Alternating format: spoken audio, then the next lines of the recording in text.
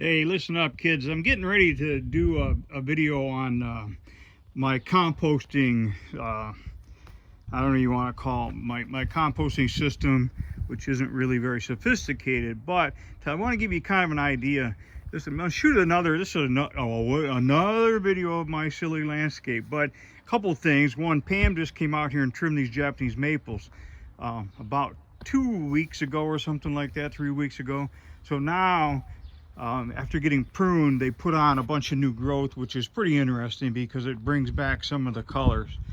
But what I'm really, and of course the hosta in here, the mini skirt and the blue mouse ears they just finished blooming. I kind of wish I'd have been out here when they weren't blooming, or when we had blooms on them, but you know, you can only do what you can do. But my point is I put a bunch of fresh compost in this bed because it had settled where I planted all these petunias. And to give you an idea how rich this compost is, look at the size of these petunias.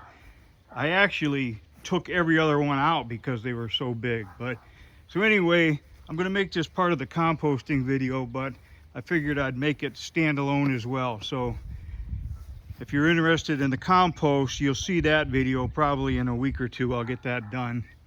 But this is kind of the results of the compost, because these were little tiny petunia plants this spring, and they have just gone berserko in this bed here. So stay tuned for the composting video that's up and coming. I might as well get a little bit more. Here's some more new growth on this Japanese maple. Not too much on the lion's head. This one I probably got to get over here so we're not shooting into the sun. All right, so I'm going to end it at that. There's some weeds in here. If you got some time, come by and pull them, will you?